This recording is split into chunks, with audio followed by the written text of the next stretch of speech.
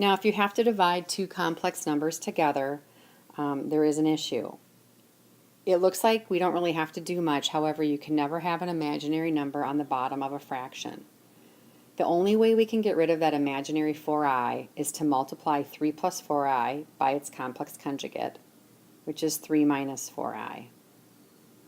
If we multiply the bottom of a fraction by 3 minus 4i, we must multiply the top by 3 minus 4i. So what we just did is created for ourselves two sets of multiplication. So let's go ahead and do the FOIL on the top and the bottom. So the first will be 2 times 3 or 6. 2 times negative 4i is negative 8i.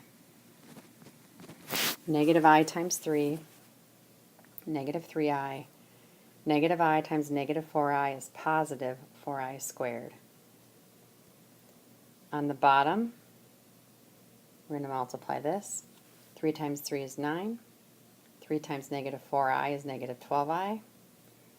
4i times 3 is plus 12i. 4i times a negative 4i is negative 16i squared.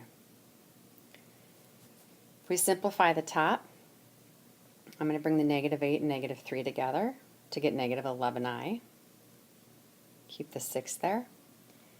I'm going to change the I squared to negative 1. So 4 times negative 1 is negative 4. On the bottom, negative 12i plus 12i goes away. The 9 stays. I'm going to replace I squared with negative 1. Negative 1 times negative 16 is plus 16. Simplifying this on the top, the 6 minus 4 go together, which is 2, minus 11i.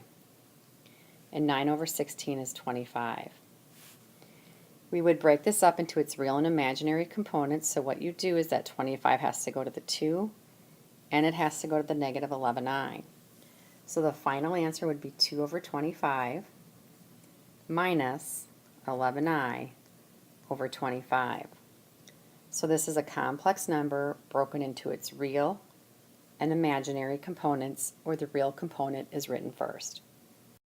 Let's look at one last example. This complex number is one complex number divided by the other. Again, unfortunately, it's not done because I can't have the I down here. To get rid of that 7i, I have to multiply by the complete complex conjugate, which is negative 1 plus 7i. If I do it to the bottom, I do it to the top. You always choose the complex conjugate of the number on the bottom or in the denominator.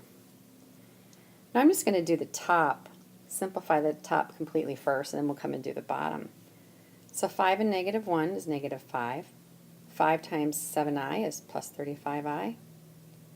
2i and negative 1 is negative 2i.